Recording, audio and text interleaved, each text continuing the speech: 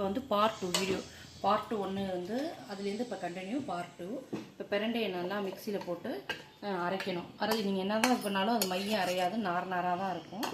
அதை வந்து இப்போ மிக்சியில் அரைக்கணும். பிரண்டையை கொட்டியாச்சு, இப்போ அரைக்க போகிறேன் மிக்சியில். ஃபஸ்ட்டு ரிவர்ஸில் போட்டுருங்க. பல்ஸ் உள்ளே வச்சு அதுதான் நாராக இருக்கும். பிரண்டை அரைக்கையில் இப்படி தான் இருக்கும். இப்போ மற்ற இன்க்ரீடியன்ட்ஸ் போட்டு அரைச்சோம்னா எல்லாம் ஒன்றாகி கரெக்டாக துவையல் பதத்துக்கு வந்துடும்.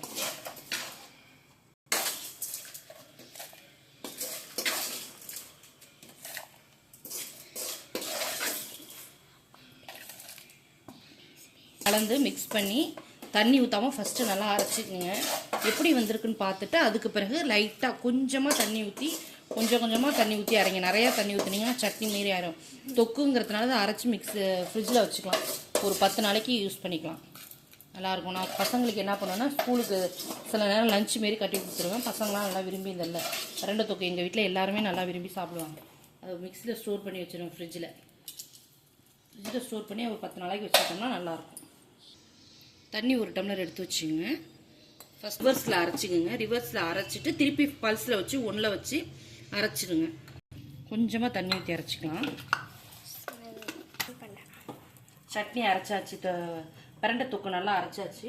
அதில் நல்லெண்ணெய் நிறைய ஊற்றி அது என்ன சட்டி காஞ்சதும் கடுகு வெள்ளை உளுந்து போட்டு தாளிச்சிட்டு இந்த பிரண்டை அரைச்சதில் தூக்கி கொட்டி நல்லா பெரட்டணும். சட்டி காயட்டும். சட்டி காஞ்சோன்னா தான் கடுகு வெள்ளை உளுந்து போடணும். நல்லா அது பொரியணும்.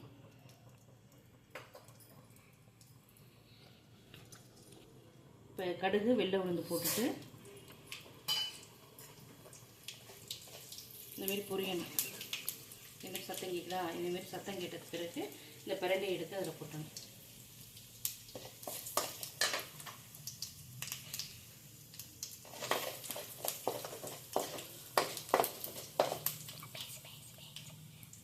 இப்போ பிரண்டையை எடுத்து அந்த கடுகு பொரிஞ்சோன்னு பிரண்டையை எடுத்து அதில் போட்டணும். பிரண்டையை எடுத்து நல்லா கொட்டிட்டு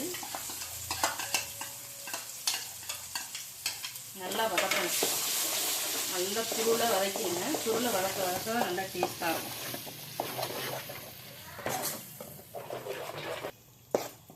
பிரண்டையை நல்லா பிரண்டை தொக்கு நல்லா சுருளை வந்துடணும். ஃபஸ்ட்டு நம்ம அரைச்சப்போ நல்லா பிளாக்காக இருந்துச்சு.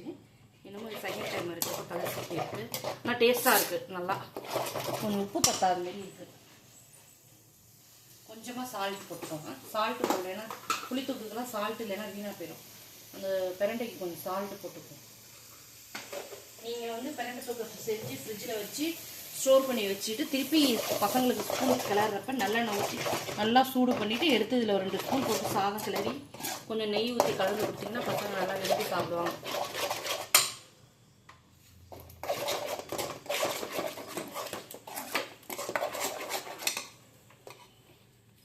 வாரம் ஃபுல்லாக ஒரு 4-5 நாள் வீடியோ போடல. ஊருக்கு போயிருந்தேன், அதனால தான் வீடியோ போட முடியல. ஒரு அர்ஜென்ட் ஒர்க்காக ஊருக்கு போயிருந்தேன், அதனால் வீடியோ போட முடியல. அதனால தான் இப்போ கொஞ்சம் வந்து கொஞ்சம் வேலை இருந்துச்சு, அதனால் போட முடியல. இப்போ கண்டினியூவாக வீடியோ என்னென்ன பண்ணுறோம் கண்டினியூவாக வீடியோ போட ஆரம்பிச்சிடுவேன். ஃப்ரெண்ட்ஸ், உங்களுக்கு வீடியோ பிடிச்சிருந்தா கொஞ்சம் லைக் பண்ணுங்கள், சப்ஸ்கிரைப் பண்ணிடுங்க மறந்துடாமல்.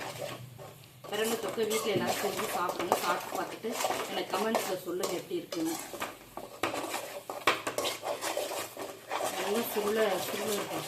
நல்லா வேக தான் அது நல்லாயிருக்கும். பிரண்டை நீங்கள் வந்து செஞ்சு ஸ்டோர் பண்ணுறதுனா நிறைய செஞ்சு ஸ்டோர் பண்ணிக்காமல் ஒரு 2 வாரத்துக்கு யூஸ் பண்ணுற மாதிரி செஞ்சு ஸ்டோர் பண்ணிக்கோங்க. அப்போ தான் நல்லா இருக்குன்னு ரொம்பலாம் ஓவராக ஸ்டோர் பண்ணி வச்சு சாப்பிட்றது நல்லது கிடையாது. ஓரளவுக்கு வாங்கி செஞ்சு ஸ்டோர் பண்ணி வச்சு ஒரு 2 வாரத்துக்கு யூஸ் பண்ணுற மாதிரி பண்ணுங்க. அப்பப்போ செஞ்சு சாப்பிடுங்க, அதான் டேஸ்ட்டாக இருக்கும். பிரண்டை உண்மையிலேயே ரொம்ப ஹெல்த்தியானது. கால் வலிக்கெலாம் ரொம்ப நல்லது, வயசானவங்களுக்கெல்லாம் நல்லது இது.